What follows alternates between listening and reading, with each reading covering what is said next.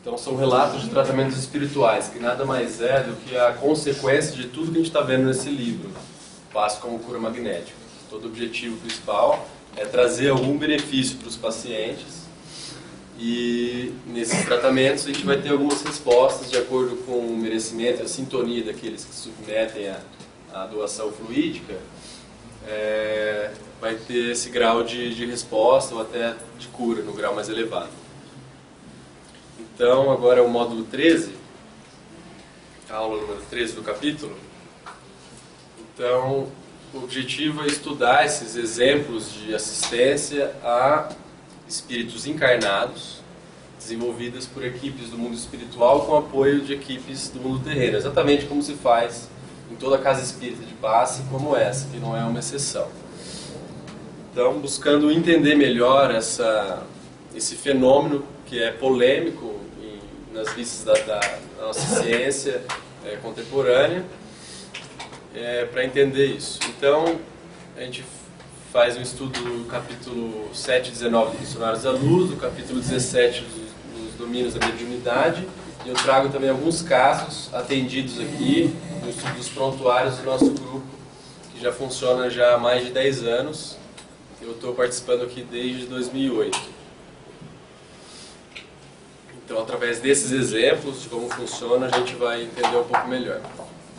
Então, iniciando pelo livro Missionários da Luz, a gente vê o caso da mulher grávida subnutrida, que é uma mulher que vai buscar na casa espírita algum alento através da doação magnética do passe, e ela estava bastante subnutrida, era uma pessoa de classe média baixa, com grandes dificuldades financeiras. Ela e o marido batalhavam, e ela era obrigada a ter vigílias noite adentro em alguns bicos, algumas formas de trabalho que ela realizava para conseguir o sustento financeiro. E ela ia lá, o nosso diretor Anacleto orienta o André Luiz, recolher não só na prece esperanças e algum alento para as dificuldades aqui no mundo material, mas ela também recolhia forças magnéticas importantíssimas para o sustento do próprio organismo,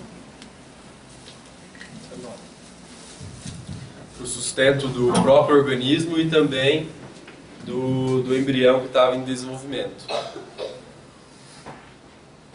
Então o diagnóstico médico dela seria uma gestante com anemia, subnutrida, e decorrente disso um enfraquecimento, né? Então é muito comum durante a gestação, pela demanda maior de ferro para produzir o tecido hematopoético fetal, depletar as cargas de ferro do organismo dela e não ter capacidade nem de produzir o próprio hemoglobina do sangue.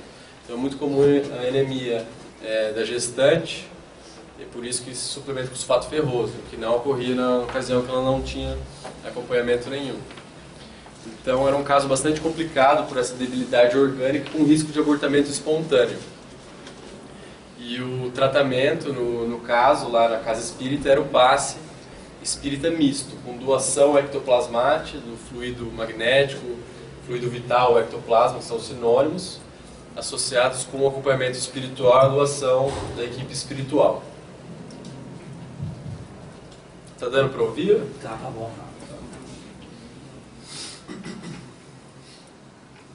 Então, a visão da equipe espiritual é que havia diversas manchas escuras no líquido amniótico, que é um líquido que permeia o feto e posteriormente o embrião, que se essas manchas atravessassem todo o líquido amniótico, iria atingir os tecidos fetais, provocando sérios danos para o embrião, atingindo, estava bem no início do desenvolvimento, provavelmente ela nem sabia que estava grávida ainda, o epiblasto, que vai dar origem ao ectoderma e posteriormente dá origem a todo o tecido neurológico e a nossa pele, e acabando, a consequência seria o aborto, caso essas manchas enegrecidas que a equipe espiritual visualizava na ocasião atravessassem e atingissem o embrião.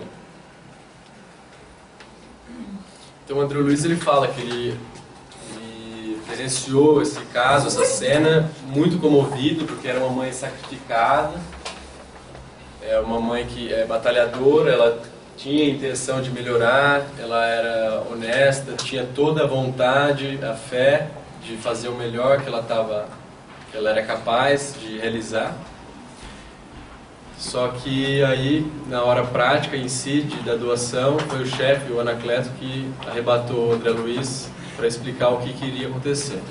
Então, embora ela tivesse uma fé muito grande, característica do caráter dela, da paciente, ela não conseguia se furtar totalmente da tristeza das circunstâncias materiais de privação que eles viviam, das dificuldades que eles viviam. Então, há 6 dias ela estava muito aflita, porque em algum tempo iria abater a dívida do esposo, que eles não tinham dinheiro. Então eles estavam com uma dívida muito grande para pagar e eles não tinham condições disso. Então, além dessa angústia que ela tinha, dessa falta de solução material no futuro, ela se angustiava muito com isso, ia produzindo diversos pensamentos de desesperança, desespero dela mesma e principalmente do marido, que se apoiava nela para conseguir suportar essa falta de possibilidade de resolução financeira. Então essas vibrações negativas de medo, de pavor, de angústia, de incerteza, embora não fossem frutos de maldade propriamente dita, mas são vibrações negativas, frutos da situação difícil, inerente do resgate, o que eles estavam testemunhando, né? E isso acabava por se traduzir nessas vibrações negativas que estavam prestes a ameaçar o tecido embrionário. Então, o Anacleto, ele acaba por, digamos assim, inspirar o médium corporificado, o médium encarnado, a agir da maneira mais eficaz. Então, impondo as mãos, e o fluido misto dos dois atuando sobre a cabeça da paciente, inicialmente com o objetivo de aliviar essas produções deletérias da mente da própria paciente, elevando o grau vibracional dela, diminuindo os pensamentos de medo, de incertezas, de falta de confiança no futuro, de insegurança. Ela materializava nas formas mentais as piores circunstâncias possíveis, fruto daquela dívida que eles não seriam capazes, dessas vibrações, dessas criações mais pessimistas e menos felizes, passando para passos rotatórios na região uterina com o intuito de condensar aquelas produções negativas de formas de pensamento que estavam prestes a atingir o feto, de maneira que foi possível transmitir essas aglutinações mentais negativas para a bexiga com posterior capacidade de excreção pela própria urina desse conteúdo espiritual negativo, que ela seria capaz de excretar sem maiores problemas ou sem maior desgaste para o corpo dela. Então ele diz que não é necessário tirar totalmente aquela produção negativa dela e do marido em conjunto, porque não iria ter um impacto tão grande, não iria fazer grande diferença para ela, não iria se desgastar para fazer essa eliminação que já foi transferida para a bexiga. E que não seria necessário gastar, por assim dizer, o ectoplasma da sessão, porque aquilo não teria dificuldade para ela em si. Mas toda essa movimentação através da vontade e do ectoplasma, que é o fluido intermediário do mundo espiritual e carnal, para fazer esse intercâmbio entre as duas dimensões, digamos assim. Além disso, o Anacleto ele mostra para o André uma pequena ânfora, um pequeno vaso com 2 alças, uma porção de substância luminosa. Isso a gente lembrar no mesmo livro, Os Missionários da Luz, quando o André, no Nosso Lar, quando o André ele vai para a casa onde ele tinha a família ainda encarnada e ele num ato de amor, ele renuncia ao apego à mulher e pede em oração ajuda para o segundo marido da ex-mulher dele, a viúva, né? E ele tem essas substâncias do mundo espiritual, que a gente tem pouco conhecimento na literatura espírita, né? Mas são substâncias que ajudam de fato, né, na saúde física, e que eles têm recursos, têm essas substâncias de onde retirar da própria natureza. Então, nesse caso, eles pegam essa porção luminosa da ânfora e projetam nas velocidades uterinas, onde tem a intersecção do tecido fetal com o tecido materno dentro do útero. E isso vai enriquecer de alguma maneira o sangue e ajudar nas hemácias que já estão em menor número devido à anemia, a fornecer oxigênio e nutrientes ao embrião. Então o Anacleto diz ao André que não se pode abandonar os irmãos da carne, que padecem circunstâncias, mas quando eles procuram, pela boa vontade, pela prece, humildemente, a cooperação através da prece, sintonizando com as vibrações divinas de amor, de caridade. Quando há irmãos sofredores que se colocam à disposição através dessa vibração humilde, buscando ajuda, buscando algum auxílio, isso nunca nos falta. Então não importa a nossa situação, qual esteja, se a gente tiver a humildade em algum instante da nossa vida de nos colocar à submissão da vontade divina e pedir uma sincera ajuda, encarnados ou desencarnados, essa ajuda ela é universal, onipresente, ela vai chegar até nós de alguma maneira se a gente chegar nesse grau de vibração livre do orgulho, da vaidade. Então, elevando o nível mental ao paciente, o indivíduo que pede ajuda, essa confiança no poder divino através da fé facilita ou possibilita esse intercâmbio entre os dois universos, o carnal e o espiritual, facilitando essa tarefa de auxílio.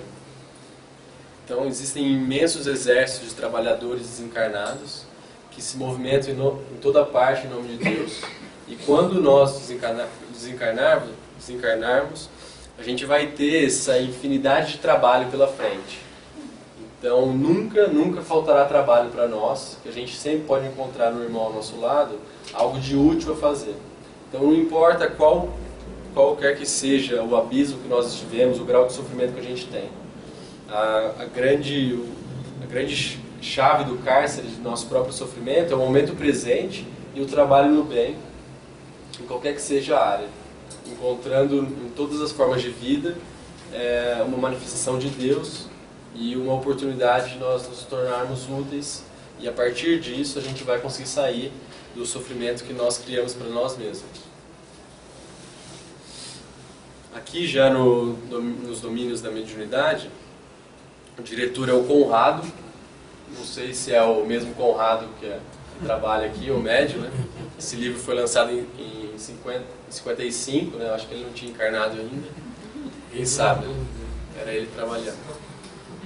E os passistas é a Clara e o Henrique, os passistas encarnados.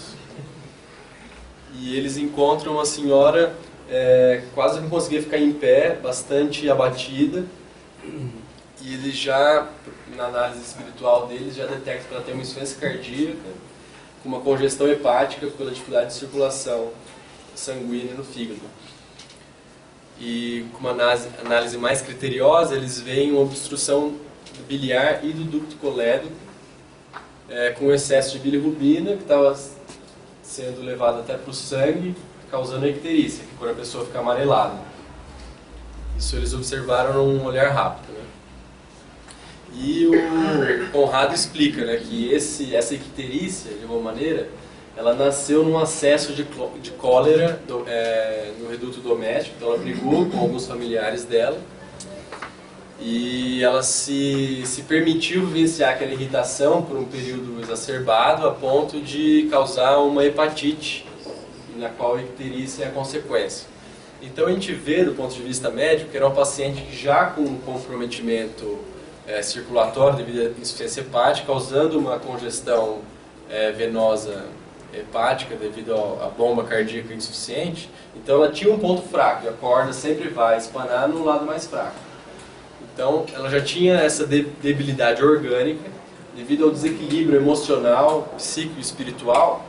Aquilo causou, de alguma maneira, uma dificuldade da circulação do duplo etérico, seria a camada perispiritual mais densa, digamos assim, debilitando o órgão físico, no caso o fígado, que já estava meia boca, digamos assim, não estava funcionando com toda a sua potência. Então, quando eu li isso aqui, eu achei estranho, assim, a cólera gerou hepatite, que gerou a obstrução biliar, né? Mas aí, se a gente for observar um pouco, a bile, ela é produzida no fígado, pelo menos conjugada no fígado. E aí ela vem pelo ducto hepático direito, esquerdo, ducto hepático comum, aqui é a vesícula biliar que acumula bile, o ducto cístico, aí vem o ducto colédrico, que é os dois aqui. Aí depois ele vai juntar no ducto pancreático principal e desembocar na papila de Vater, maior do duodeno aqui, e vai ajudar na digestão dos alimentos, né? Então, se você tiver uma disfunção hepática a ponto de desequilibrar as componentes da bile, então, por exemplo, se aumentar os níveis de colesterol, aumentar esse sal aqui, o bilirrubinato de cálcio, vai ocorrer uma predisposição de formação de cálculos. Então, com a formação de cálculos, pode entupir em algum lugar desses, né? E se entupir aqui depois da união com o ducto pancreático, aí pode ter uma pancreatite aguda, que é um quadro mais grave ainda. Então, de acordo com onde entupir, você vai ter um quadro clínico diferente. E aí, com esse aumento da pressão devido à obstrução, vai causar tortuosidades, edema, inchaço, vai inflamar os canalículos biliares dentro do fígado mesmo. Então, no laboratório mesmo, aqui na nossa medicina, vai aumentar a fosfatase alcalina, né? Se fizer uma biópsia, o patologista vai ver metaplasias da mucosa, pode ter atrofia, pode ter infecção, e até a cirrose biliar, por exemplo, em quadros mais graves. Bom, então, de alguma maneira, ela se permitiu, por uma invigilância e falta de oração, a vivenciar aquele desequilíbrio emocional que ocorreu no lar, sem julgar quem era o culpado ou o que, ela se permitiu, não buscou alguma forma de sair daquela vibração negativa que não ia levar em nada, né? Então a corda arrebentou no lado mais fraco dela, que era o fígado, fruto de uma insuficiência cardíaca e congestão hepática. Só que ela era merecedora, por assim dizer, e além disso, naquele ambiente, ela já estava através da prece, da fé, já estava numa vibração que possibilitava esse recurso terapêutico, digamos assim, da equipe espiritual. Então o Conrado, ele intuiu a Clara, que era a passista encarnada, a impor as mãos sobre a fronte da médium, e o André descreve que houve uma radiosa corrente de forças, então uma luz dessa ligação entre o Conrado, o mentor, e a médium.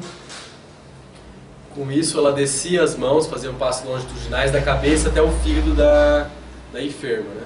E o córtex encefálico, a parte mais externa do cérebro da paciente, começou a brilhar, e dela desciam fios tenuíssimos de luz até o campo visceral. Então, a própria paciente, ela assimilando aquelas vibrações mais elevadas, saudáveis, digamos assim, desciam pelos próprios centros de força, pelo próprio duplo etérico dela, daquela região que estava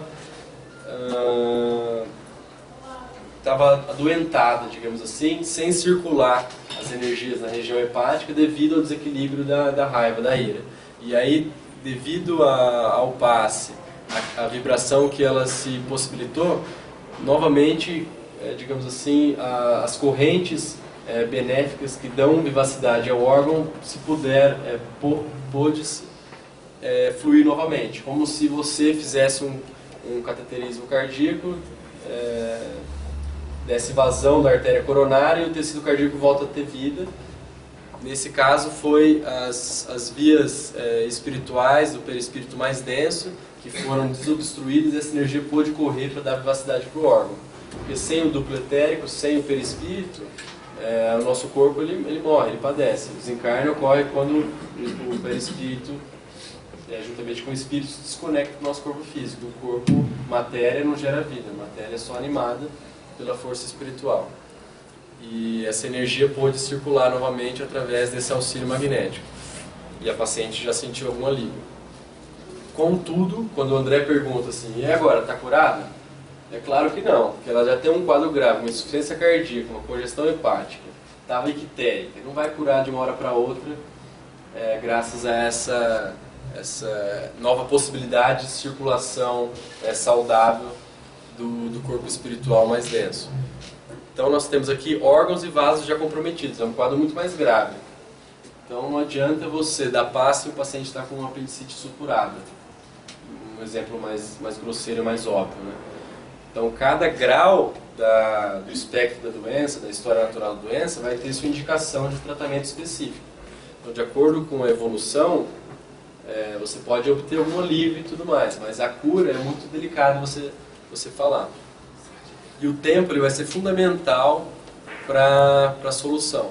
Então, se ela não mais se permitir vivenciar padrões iracundos em excesso, ela vai ter menor possibilidade de ter novas obstruções das vias biliares e menor possibilidade de complicações desse gênero. Mas também, se ela, por exemplo, se ela parar de tomar as medicações de insuficiência cardíaca, vai piorar a congestão hepática. E aí também ninguém faz milagre, né? Tudo tem que cooperar de uma maneira lógica para a saúde, ou se não para a doença. Então o Conrado explica no livro que o passe é uma transfusão de energias que vai alterar o campo celular. Então hoje a gente sabe, por exemplo, no projeto CERN, que pega diversos países da Europa, na pesquisa de partículas subatômicas, que o átomo não é mais aquela partícula indivisível, aquele tijolo, a matéria primordial, a parte menor, o que nós conhecemos por matéria. E tudo se encontram nessas linhas de força ou nas leis físicas que coordenam a matéria. Então a matéria é simplesmente uma forma do espírito se manifestar de alguma maneira. Matéria não dá vida a nada, matéria não explica nada. Então, ou seja, a nossa mente, a nossa vontade, ela coordena tudo. Então, é a mente, é o espírito, através da sua vontade, que movimenta a matéria. Então, tudo é espírito no santuário da natureza. Então, se a gente renovar o pensamento, tudo vai se modificar com ele. Porque o pensamento ele é a fonte de tudo.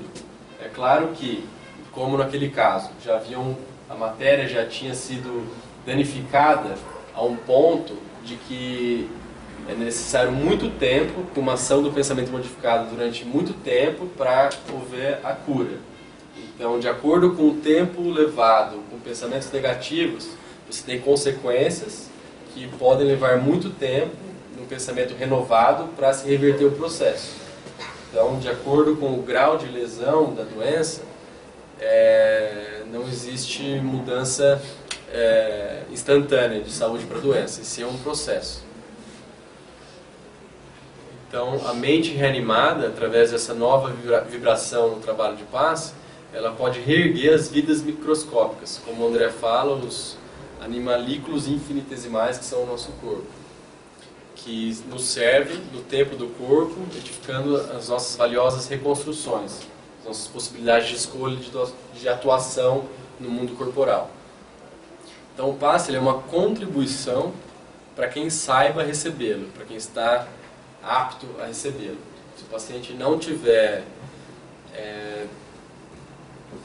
numa vibração compatível com a recepção do passe, é como se fosse um rádio desligado, você pode ligar a emissora e não vai tocar música nenhuma, não vai receber informação nenhuma aquele rádio.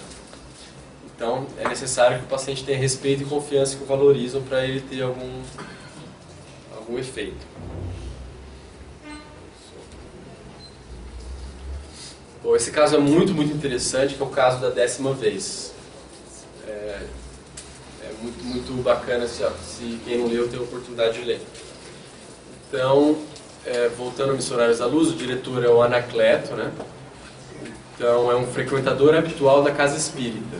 E o André, junto com o Anacleto, eles já visualizam rapidamente que ele tem graves perturbações no baço e no fígado, sob a visão espiritual. Só que tem um problema, esse paciente, ele é diferente dos outros em alguns quesitos, porque ele não tem nenhum esforço de renovação mental. Então ele não se esforça para mudar o padrão que ele tem. Então ele não tem um desejo que é necessário para a mudança, né? Não atua através da vontade para realizar qualquer tipo de mudança interior nele. Então ele vai lá, entrega a responsabilidade de alívio dos sintomas que ele tem à casa espírita, aos passistas, simplesmente. Então eles explicam que o esforço dos amigos espirituais não é só aliviar o sofrimento humano, mas também educar de uma maneira sustentável aquilo. Porque a dor, a função da dor é instruir e modificar o indivíduo que está indo num caminho que gera dor. Se ele não fizer nada, ele vai continuar sentindo dor. Então a função da dor é falar, colega, não é por aqui, esse caminho não é inteligente, muda a sua estratégia porque não está dando certo. Essa é a função da dor. Então se você tirar essa função da dor, que é uma criação divina a fim de nos auxiliar no caminho evolutivo, você está fazendo um desserviço para aquele espírito, que não vai ter mais oportunidade de aprender através da tentativa e erro. Então é imprescindível sempre ajuizar as causas da extirpação dos males alheios, né? Porque há pessoas que procuram sofrimento, desequilíbrio, e é razoável, em algumas circunstâncias, que elas sejam punidas pelas consequências dos próprios atos, em algumas circunstâncias. Então, quando há enfermos nessa condição, a gente pode tirar os fluidos deletérios, mas sem deliberar pela total cura ou retirada de onde o indivíduo se meteu, nas circunstâncias negativas que ele se meteu.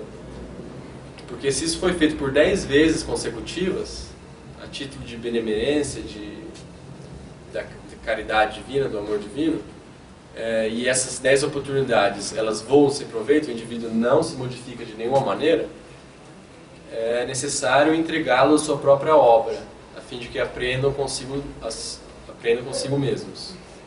Então eles vão aliviá-lo, mas não vão libertá-lo das próprias criações, a fim de que ele tente, pelo menos, ou crie um desejo de mudança daquela estratégia que ele está tendo. Porque se você aliviar, ele vai continuar a mesma estratégia e não vai nem perceber que não está sendo um caminho inteligente ou feliz.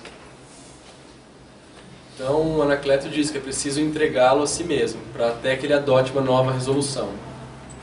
Os outros pacientes que a gente viu, eles já tinham um desejo, já procuravam, em alguma instância, modificar as próprias escolhas.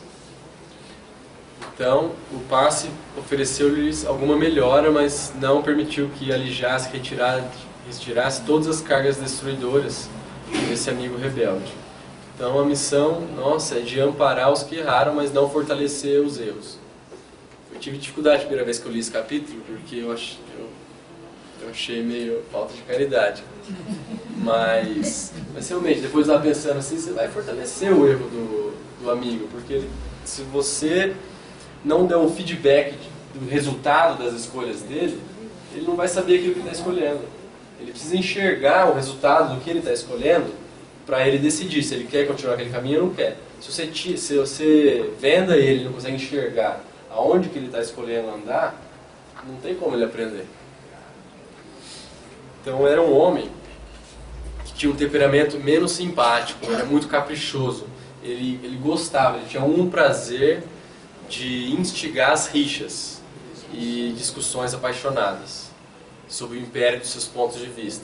Então, não é que ele tinha uma visão, ele acreditava que aquela visão era certa, que os outros estavam errados e defendia aquilo, como uma fé cega, digamos assim. Ele tinha um prazer mórbido, cruel, num nível não tão elevado, né?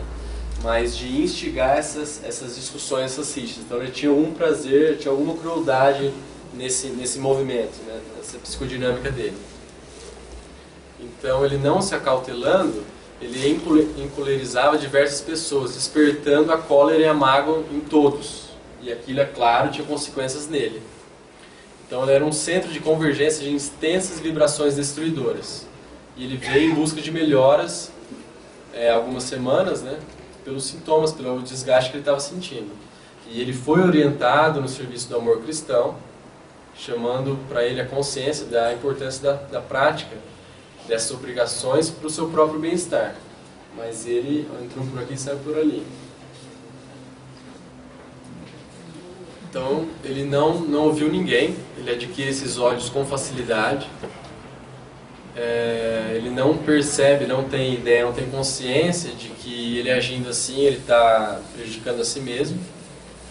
E nesses 3 meses foi feito 10 operações de socorro magnético, mas esses pensamentos de angústia, de represária que ele provoca nos outros,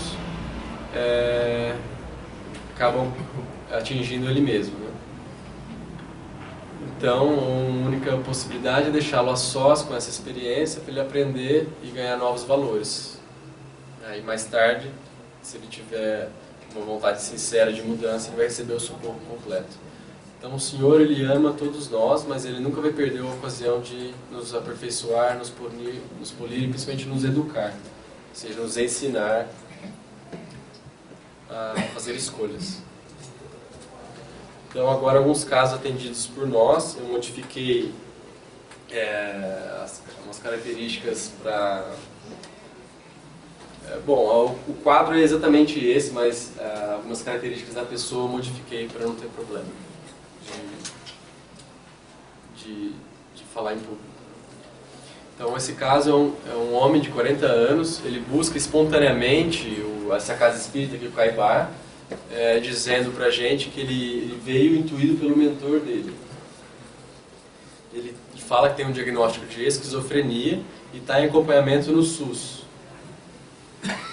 Então ele havia parado as medicações por conta própria há alguns meses, porque diziam, uma fala muito frequente em pacientes psicóticos, né, que o meu problema é espiritual, então eu não preciso tomar remédio. Então a orientação que a gente teve do pequeno amigo, que é um outro mentor nosso, além do Dr. Albert, é muito até engraçado quando o pequeno amigo vem, porque é um chinesinho bem pequenininho, e ele anda, eu até me seguro para não rir, porque ele anda bem pequenininho assim, ele fala bem, parece um chinês de desenho animado. Então ele disse, muito interessante, que nos faltam recursos no campo das recomendações psiquiátricas, humildemente dizendo que eles não são donos da verdade e não vão conseguir, em algumas palavras, solucionar os problemas, que não é uma questão só de orientação verbal, de trazer uma resolução miraculosa.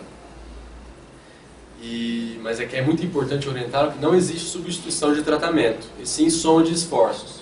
É o que a gente sempre tenta falar, e alguns pacientes não conseguem entender, acham que é questão de tudo ou nada, de escolha. Ou eu faço tratamento alopático, ou eu faço tratamento espiritual, como se um tratamento tivesse ciúmes do outro. Se eu fizer eu fizer os dois ao mesmo tempo, não vai funcionar nenhum. Mas tudo é uma soma de esforços. Todos os recursos de auxílio são frutos da misericórdia divina para aliviar o nosso sofrimento, para aliviar o sofrimento humano. Todas as formas de tratamento, todas as formas de medicina que funcionem, né? Então são somas de esforços para o reequilíbrio da nossa condição existencial. E não é possível levar processos de reequilíbrio somente pela via espiritual, se há um processo instaurado de desequilíbrio orgânico. Então, mais uma vez, não adianta você tomar passe com o apêndice supurado e achar que está tudo bem. Entendeu? Ou seja, se já o processo está tão adiantado, está tão grave que é necessária uma cirurgia, tem que se fazer apêndice cirurgia, não tem outro jeito. É uma coisa óbvia mesmo, né? Então, e outra coisa muito importante, a atitude de não aderir ao tratamento químico é, digamos assim, um fator de risco, uma dica de que possivelmente não haverá uma adesão ao tratamento espiritual. E isso indica uma rebeldia, uma falta de humildade ou de resignação do paciente em aceitar a doença, aceitar que está no caminho equivocado, que precisa humildemente aprender uma nova forma de viver, uma nova forma de lidar com a vida, e que veio com essa dificuldade a fim de aprender alguma coisa, a fim de renovar os próprios valores, as próprias maneiras de pensar, de agir, de sentir. E a não adesão ao tratamento já indica essa rebeldia, esse orgulho enrustido. Então, o primeiro ponto é a adesão e comprometimento com a paciente consigo mesma, na certeza que é preciso render-se a um processo transformador e regenerador para a sua cura. Exatamente, toda doença, toda dor nos convida a alguma mudança. E a não adesão ao tratamento já indica que o indivíduo não precisa abaixar o topete, porque ele não está afim de mudar nada e está afim de uma cura miraculosa. A não adesão a qualquer tratamento que o indivíduo saiba que é importante, que vai funcionar, já é um fator importante de perceber que é assim que ele pensa inconscientemente.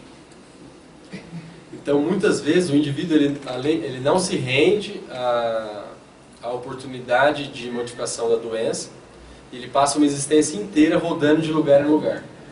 É muito comum, tinha uma paciente que veio aqui já várias vezes, eu acho que ela tem algum transtorno de personalidade, mas assim, a dinâmica dela toda semana ela vinha aqui dizendo: eu li na internet que fulano de tal faz um tratamento de realinhamento dos chakras. Aí da outra vez ela veio assim: eu vim aqui, agora esse é certeiro que vai funcionar, é um tratamento com eletrochoque, eu sei que esse vai funcionar, vai me libertar, sempre querendo alguma fórmula mágica que resolvesse todos os seus problemas e nunca entrando na vibração da humildade a ponto de se renovar interiormente para ter um processo de saúde, um processo de cura, um processo mais saudável de levar a vida, de enxergar e viver.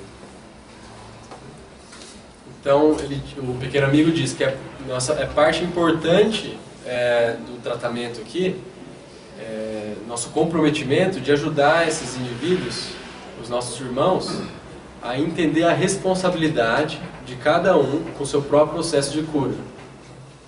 Então, cada um de nós é responsável pelo estado atual de saúde de doença. Enquanto a gente não entender ou não aceitar essa verdade fundamental, é difícil a coisa ir para frente. Então é necessário amor, paciência, dedicação da nossa parte, dos colaboradores, para evocar no paciente uma adesão verdadeira, uma vontade verdadeira, uma fé verdadeira naquele tratamento, para juntos elas não sentir sozinhas, sentir conectada, ter um vínculo com a nossa casa ou com o médico que ela atua, para dar um pequeno passo, em seguida o próximo, e assim seguir no caminho, fazendo modificações reais. Só que ele coloca, a gente também não vai conseguir um processo de melhora sem um mínimo de lucidez, porque nos quadros psicóticos a pessoa está vivendo um plano paralelo, né? Não consegue, digamos assim, interpretar as pistas do ambiente ou a realidade no devido peso e medida de cada coisa. Ela vê um pássaro voando, acha que é o Espírito Santo. Então, é por isso que o tratamento químico, então a medicação, ela é necessária nesses casos mais graves para trazer o indivíduo para aqui agora, para que ele tenha o mínimo de lucidez a ponto de ter uma capacidade de escolha e de adesão e de lucidez espiritual mesmo para poder fazer esse movimento, que ele é muito complexo e sofrido. Requer muita maturidade para você ter essa humildade essa coragem de se modificar realmente, modificar quem você realmente é ou quem você foi. Bom, o segundo caso, e é o último, depois a gente conversa um pouco, não é o Steve Jobs, mas é só um exemplo, né? Que é um paciente também, é um homem, um senhor de 81 anos, que veio já com diagnóstico de câncer de pâncreas. Só voltando então, a gente fez esse trabalho aqui, aí até quem estava acompanhando era uma R3 de psiquiatria e ela falava pra gente assim: nossa, eu falo pra ela, mas eu não tenho confiança nenhuma que ela está entendendo o que eu estou falando, porque ela está muito psicótica. Mas o Dr. Albert falava assim: não, fala pra ela tudo isso, o pequeno amigo Dr. Albert. E foi orientado tudo, e a impressão que ela tinha que entrar no ouvido e sair pelo outro. Mas, de maneira impressionante, depois de um dia do passe, o Dr. Albert falou pra gente assim: vai falar com aquela paciente pra você ver como é que ela tá. A gente foi falar, ela estava extremamente melhor, lúcida, sem nenhum delírio do que ela trazia, fazendo referência. Foi uma mudança impressionante. Mas é claro, se não for sustentado isso, vai voltar tudo de novo. É uma questão de orar e vigiar. Mas ela melhorou muito, foi impressionante. Bom, aí nesse caso, é um paciente já veio com diagnóstico de câncer de pâncreas há 5 anos. Só para um exemplo, o Steve Jobs ele teve um câncer de pâncreas, mas um tipo de mais fácil tratamento, que é neuroendócrino. Mas mesmo assim tem um péssimo prognóstico. Todo câncer de pâncreas é muito complicado, salvo os tumores benignos, né? Cisto, adenoma e tudo mais. E mesmo com todos os recursos que ele fez, cirurgia, fez até transplante de fígado que estava com metástase hepática, provavelmente, né? É o que se supõe, ele não sobreviveu muitos anos. Né? E esse paciente com 81 anos já estava com câncer há 5 anos. E no início do diagnóstico, ela trouxe tomo, ultrassom, tomo, ressonância. Foi optado por uma conduta não cirúrgica. A cirurgia é muito complexa. Tira o pâncreas, o duodeno, parte do estômago, tira muita coisa, todos os linfonodos da área. Uma cirurgia demora horas e horas de Whipple, chama. E a chance de ficar na mesa, de falecer durante a cirurgia é muito alta, ainda mais idoso, né?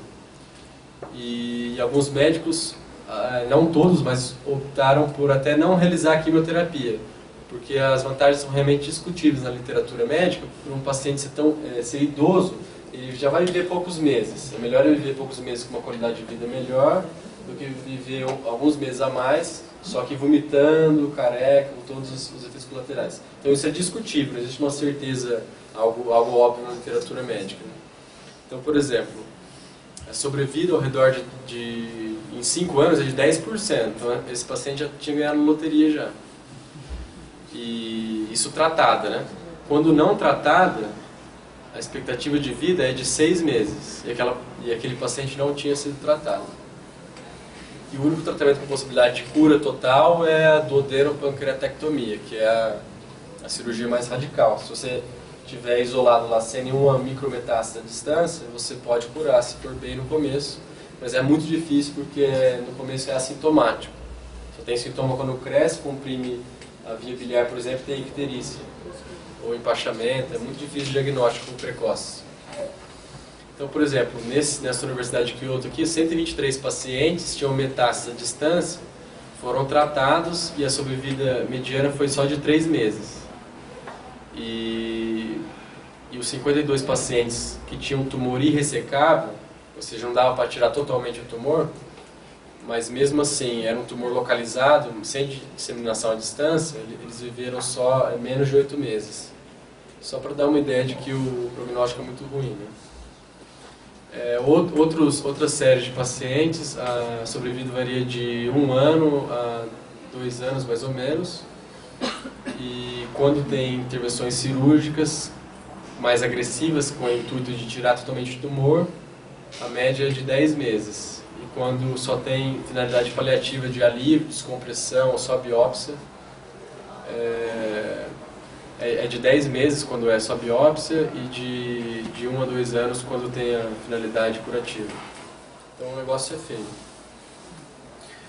Então qual que foi a orientação, além da doação magnética mais intensiva, para esses pacientes oncológicos mais graves? A orientação foi o seguinte: foi feito diretamente para o paciente, né? Que todos nós, a equipe espiritual e encarnada, a gente gostaria que você, falou diretamente para ele, tivesse no coração a certeza de que esse cansaço, que ele tinha muito cansaço, indica a necessidade de descanso para suas células. Continue não se preocupando, ou seja, não criando pensamentos negativos, com incertezas, medos, inseguranças, frente a esses desafios da vida que a doença te traz. Mas trazendo a convicção que ela já mantinha, por isso que ela estava levando bem, né? Trazendo a convicção de que é justamente essa certeza, essa convicção da sua energia para com a vida, para com a família, que ela tinha um vínculo muito forte com a família, que te dá saúde. Então é muito importante dar tempo ao tempo, ou seja, deixar que ela descansasse, permitindo que o seu coração compartilhe desses ideais, mantendo-se fiel àquilo que ela deseja, que era o bem-estar da família. Então era um paciente que tinha um vínculo muito forte, uma família muito saudável, tinha esses aspectos espirituais muito bem introjetados na personalidade, e isso foi fundamental para que ela tivesse essa sobrevida não esperada, né, com uma doença tão grave. Então, buscando na tua vida manter-se ao lado daqueles tantos corações que te amam, que não te desamparam. Então, foi fortalecido isso que já existia na paciente, essa troca, essa dinâmica saudável da vida dela com aqueles que ela amava. Então, ele dá o exemplo. Quando a mulher hemorrágica tocou as vestes do Cristo, o Mestre disse apenas: a tua fé te curou. Então, é por isso que nós desejamos a você que todos os instantes mantenha essa integração da sua mente com essa atitude e essa vontade de manter a aproximação do seu coração desse amparo, dessa possibilidade de socorro que nunca não te faltou e nunca vai te faltar. Que nós nessa casa jamais lhe faltaremos, e que é necessário o aproveitamento, a oportunidade de vivenciar aquilo que você crê, aquilo que você sente. Então, acho que a ideia central é que todos nós, ninguém é 100% saudável aqui, eu pelo menos estou longe disso, é preciso que a gente se renda, ou tente pelo menos, nos render a esse processo transformador e regenerador para a cura. Porque sem a gente nos render ou buscar sinceramente uma transformação, alguma mudança, a gente vai continuar nos adoecendo, que é o que a gente tem feito nesses séculos a fio.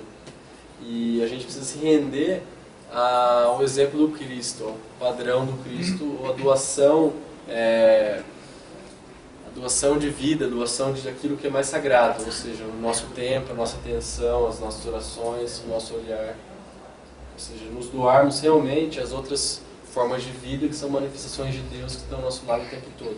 Se a gente não nos rendermos a esse exemplo, a essa dinâmica do Cristo, a gente não vai mudar, a gente vai continuar obtendo os mesmos efeitos e as mesmas respostas. Agora a gente pode conversar um pouco, se quiserem perguntar alguma coisa.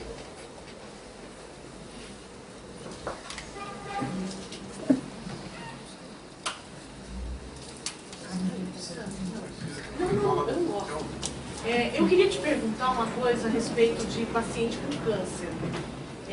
Você fez algumas colocações que, em relação à família, essa pessoa que tem aí um câncer de pâncreas, e a gente sabe que, como você mesmo colocou, tem uma estimativa de vida curta, e porque ficou tanto tempo, 5 anos, e aí você colocou algumas coisas assim, era uma pessoa que tinha uma família muito harmoniosa, assim... Tem, ela tá viva e tá bem. Oi? Ela tá viva e tá bem. Ela ainda tem essa família, tá viva. Ah, essa pessoa tá viva? Tá. Então, pra mim ficou um pouco meio confuso, assim, o que é ser essa família saudável? Eram pessoas espíritas? Eram pessoas...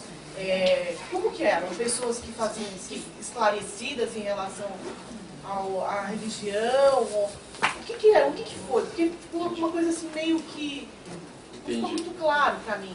Entendi.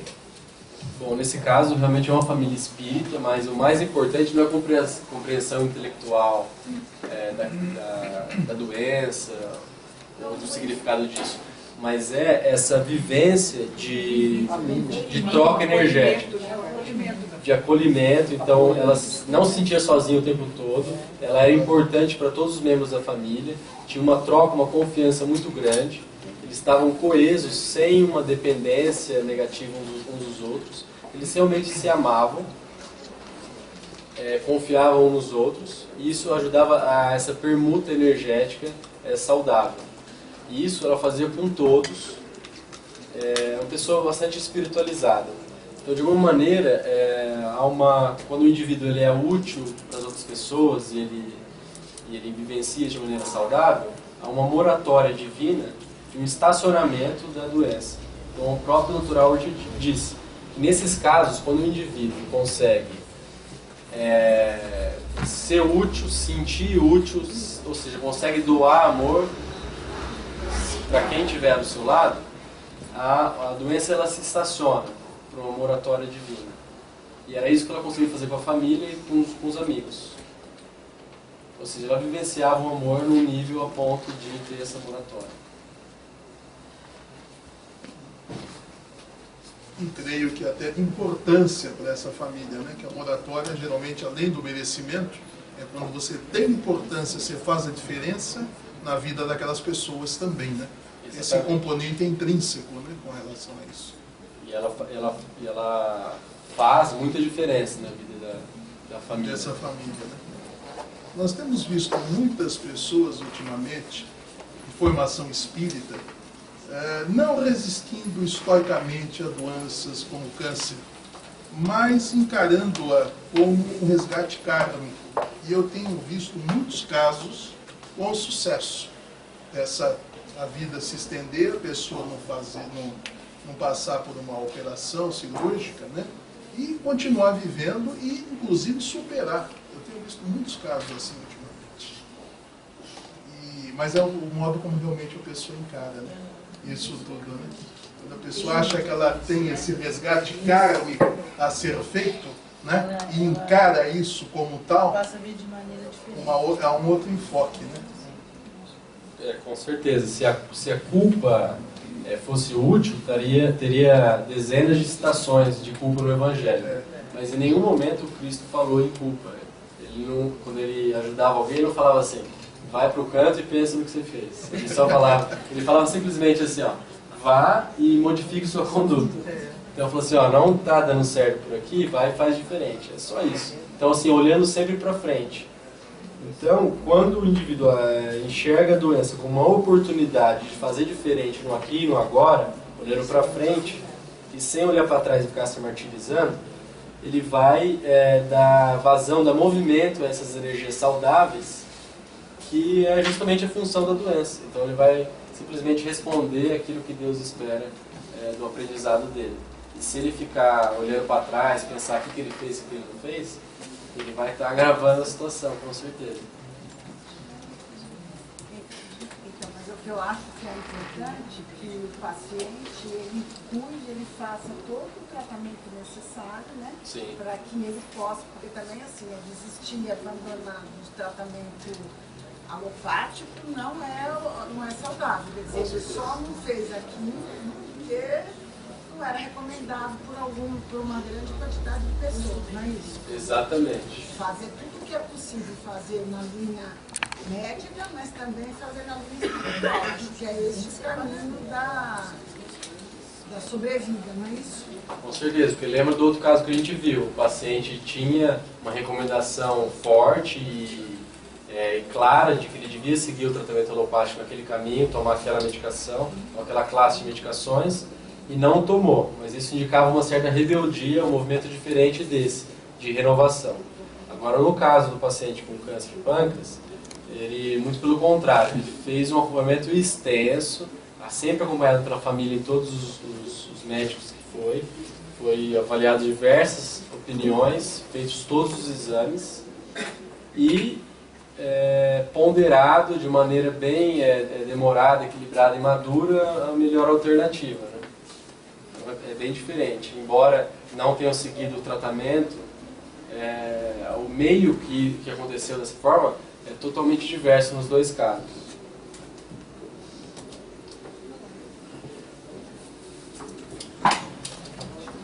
Isso aí. Muito obrigado, vamos trabalhar.